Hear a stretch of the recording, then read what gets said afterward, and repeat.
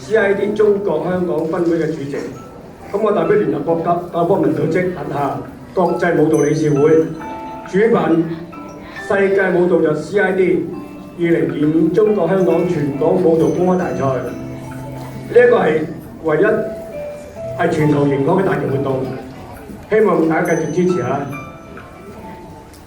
國際舞蹈理事會啦 ，CID 係唯一全球官方認可嘅組織，職業及業餘各種舞蹈國際認證書考試。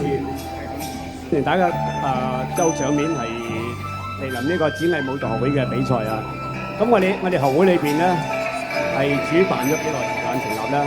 係1989年成立嘅，即係到今已經係幾十年嘅光景。咁我咧就年齡唔俾大家知嘅，但跳舞咧就40幾年。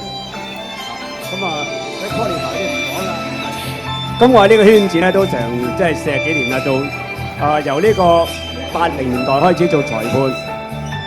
當年咧就係90幾年嗰陣做業餘嘅世界職業裁判，但係現今咧就做到咩咧？咁大賽先出嘅，細咗啲就兩啦嚇。咁希望咧，我哋借着我依家嘅收成咧，就去即係學習嘅收成咧，係希望各位由我展藝舞蹈教嘅同學咧，係全部成長。當年我由7年開始上堂咧，授課咧，英國授課咧，都有都成20幾年嘅啦。不斷學，不斷進修，不斷學都要進修。咁從中學習嘅過程裏邊咧，當然有喜怒哀樂啦，係咪？但係最後一定有個收成喺度嘅，所以一定要借在拉丁舞標準舞學習嘅態度、專注嘅能力，令大家成長。咁我80年代嗰陣時咧，我亦係呢個公務員嚟嘅。咁我警察部咧都做咗成9年。咁我就因為搞啲學會之後咧，就好成功，好成功。咁所以我辭職就冇做到啦。